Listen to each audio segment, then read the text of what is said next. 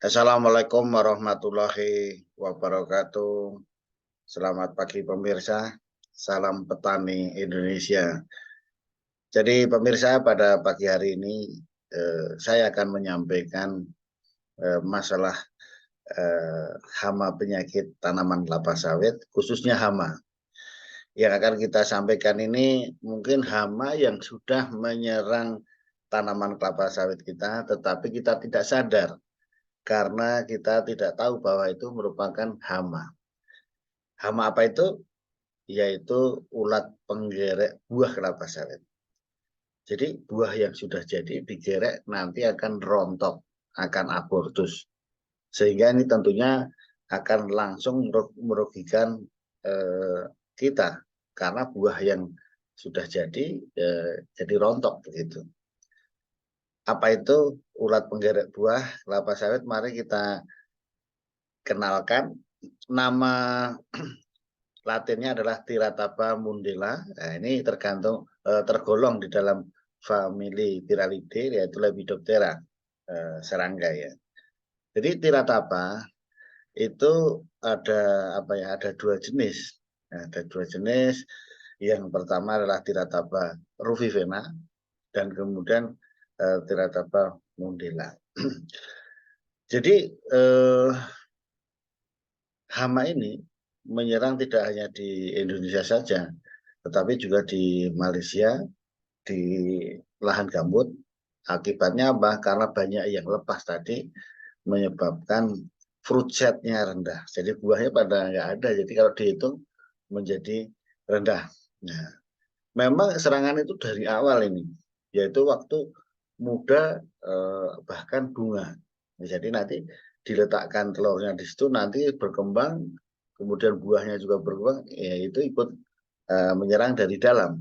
Nah, jadi tirataba ini di tahun-tahun terakhir ini bahkan dapat dikatakan menjadi hama utama juga. Ya, tadi yang saya sebutkan, di lahan gambut tanaman muda sering terserang hama ini. Jadi biasanya disebabkan karena memang sanitasinya yang kebun jelek, ya karena terlalu rimbun, gulmanya banyak, sehingga ini sebagai faktor pendorong munculnya hama tirataba ini. Jadi ini life cycle atau daur hidupnya. Jadi sangat pendek, 30 hari. Ya, jadi ini kalau nggak ditangani ya cepat munculnya. Karena 30 hari kemudian sudah menjadi individu lagi kan gitu. Ini sehingga harus dikendalikan. Berikutnya, nah ini biologinya ya, ini tidak kita hafalkan, tapi secara umum tadi ya kira-kira 1 bulan itu tadi sudah menjadi individu baru lagi. Ini yang harus diperhatikan. Nah ini siklus secara secara detailnya bisa dilihat, bisa dibaca. Nah, tidak perlu dihafalkan. Kemudian yang paling penting bagi para petani sekalian adalah melihat gejala serangan. Ya, jadi gejala serangan hama ini bisa di tanaman tua maupun yang muda tadi. Gejalanya adalah apa? Ada bekas kotoran, ada feses, ada merah-merah gitu. Karena itu bekas gerek kotorannya kan gitu. Bekas gerekannya. Jadi kalau yang masih muda ya warnanya lebih merah. Kalau lebih lebih gelap kalau sudah tua. Nah, kemudian kalau dilihat di sela-sela spikelet atau apa itu ada itu larvanya. Nah, gitu. Dan ada buah seperti gambar saya di atas ini, eh, larvanya, ulatnya keluar.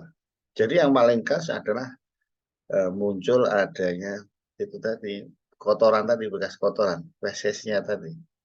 Jadi ini dilihat nanti, wah ini kita kena apa itu. Jadi sekarang sudah tahu bahwa ini gejala serangan dari hama tirataba. Nah ini gejalanya. Ini yang yang ini yang gelap ini kan udah lama. Jadi ini kan banyak dikrikiti pada digerekin. Jadi jelas ini menurunkan hasil. Nah, yang di atas ini masih baru, rusak tandanya menjadi rusak. Nah, ini gejala dari serangan tirataba. Nah, ini kalau kita lihat juga di bunga itu juga muncul ini bekas gerekan, bahkan larvanya juga ada muncul ini. Nah, ini tadi kan selain buah kan menyerang bunga juga. Jadi faktor predisposisi yang menyebabkan itu bisa menyerang apa? Yaitu karena buah tidak dipanen. Nah, itu terlalu matang sehingga situ menjadi makanannya. Nah, kemudian kalau panen tidak bersih. Nah, ini juga banyak yang tertinggal itu, nah, di stalaknya. Kemudian sisa-sisa panen yang dibawa dan gulma yang banyak tidak terkendali, itulah berkembang secara baik. Artinya apa? Kelembabannya sangat mendukung. Nah, ini faktor-faktor yang mendukung munculnya hama ini. Ini tolong diperhatikan.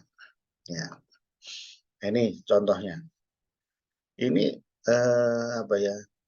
bekas panen yang kecil-kecil busuk di sini ini menjadi makanannya. Nah, ini nanti kita kaitannya dengan pengendaliannya. Kemudian seperti ini, gulmanya tidak terawat, ini kan menjadi lembab. Ini faktor predisposisinya. Nah, ini tadi sudah kita katakan di tumbukan-tumbukan seperti ini hamanya muncul, ada.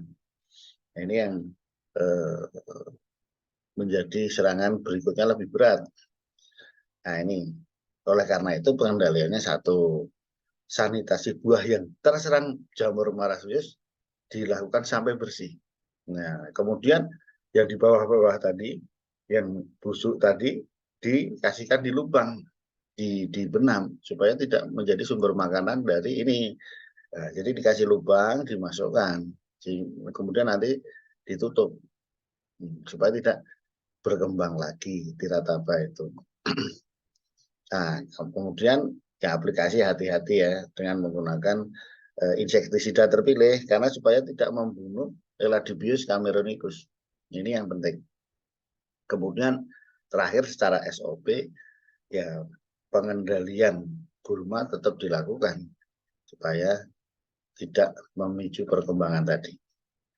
Nah, untuk mendukung itu tentunya monitoring, nah, itu sangat sangat penting supaya tidak muncul karena ini kan tadi saya sampaikan populasi itu 1 bulan sekali. Gitu.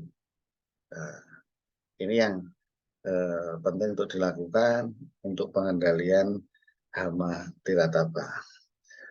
Demikian pemirsa, mudah-mudahan ini menambah wawasan kita dalam berbudidaya kelapa sawit. Salam dari Dokter Sawit. Terima kasih. Assalamualaikum warahmatullahi wabarakatuh.